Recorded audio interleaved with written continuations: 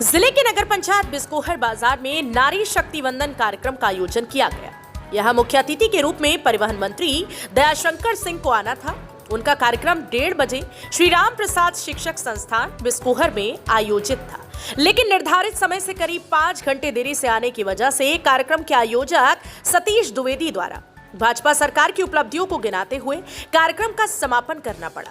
करीब 6 बजे पहुंचे कार्यक्रम के मुख्य अतिथि परिवहन मंत्री दयाशंकर सिंह ने कहा कि सदन में महिलाओं के लिए जो बिल पास किया गया है वह महिलाओं के लिए काफी हितकर है। महिलाओं के विकास के लिए जो बिल पास किया गया है वो जन जन तक पहुंचे, जिससे सभी महिलाएं सशक्त होंगी।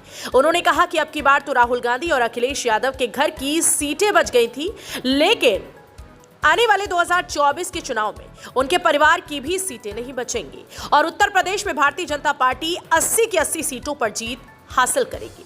सिद्धार्थनगर से संवाददाता न्यामतुल्लाह की रिपोर्ट। चलाया जा रहा है, क्यों चलाया जा रहा है, इसका उद्देश्य क्या है?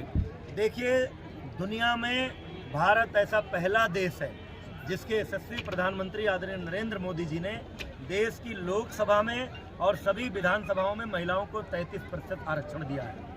दुनिया की महिलाएं अपने अपने देशों में विधायिका में आरक्षण की मांग कर रही हैं, कहीं नहीं मिला, लेकिन ऐतिहासिक निर्णय लेते हुए आज़ादी के बाद की प्रतीक्षा, हमारी मातृशक्ति की प्रतीक्षा को पूरा करते हुए हमारे यशस्वी प्रधानमंत्री नरेंद्र मोदी जी ने देश की लोकसभा में और सभी प्रदेशों की विधानसभाओं में 33% महिला आरक्षण लागू किया है। अब महिलाएं अपने बारे में कानून बनाने में निर्णायक की भूमिका में होंगी।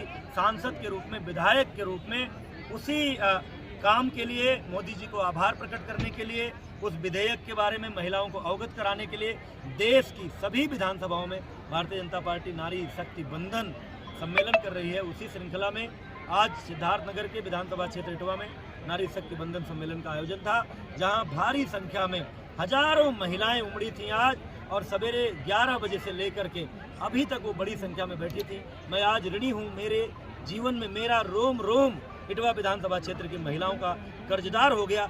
जिस तरह का स्नेह, जिस तरह का समर्पण, जिस तरह का समर्थन भारतीय जनता पार्टी, मोदी, योगी और सतीश द्विवेदी को क्षेत्र की महिलाओं ने आज दिया है, मैं उनके चरणों में हाथ जोड़कर सादर प्रणाम करता हूँ। ठीक, मंत्री जी, नारी शक्ति जो है वंदन सम्मेलन भारतीय जनता पार्टी युद्ध स्तर पर चला रही है, इसका उद्देश्य क्या है?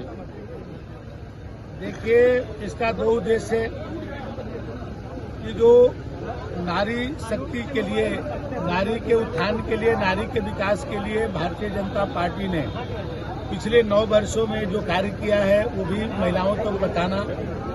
आज सबसे बड़ा काम, आज संसद और विधानसभाओं में महिलाओं को प्रतिनिधित्व देने का जो बिल पास हुआ है, ये भी, इससे भी उनको अवगत कराना, और जो भी योजनाएं माननीय मोदी जी के और उत्तर प्रदेश के मुख्यमंत्री योगी जी द्वारा जो महिलाओं को विकास के लिए जो संचालित की गई है वो जन जन तक पहुंचे, सभी महिलाएं उससे अवगत हों और महिला सशक्त हों, क्योंकि भारतीय जनता पार्टी का मानना है कि महिला सशक्तिकरण से देश सुदृढ़ होगा।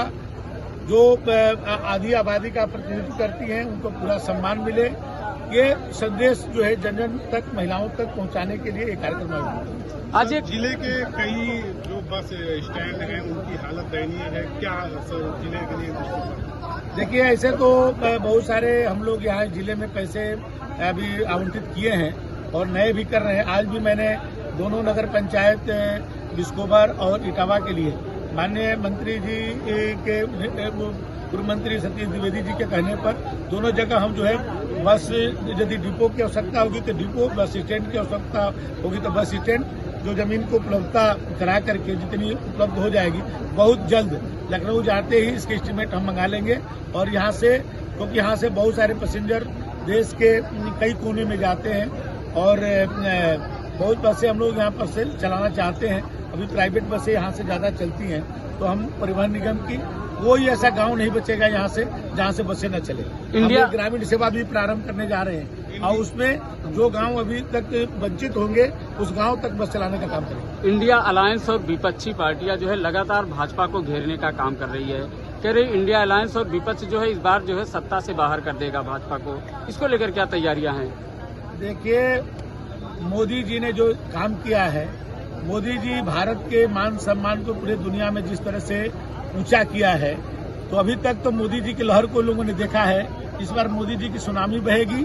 और उत्तर प्रदेश के बारे में मैं कह सकता हूं कि अखिलेश यादव जी और राहुल गांधी जी के परिवार की सीटें बच गई थी, इस बार वो भी सीटें नहीं बचने वाली है। 80 की 80 सीटें भारतीय जनता पार्टी जीतेगी।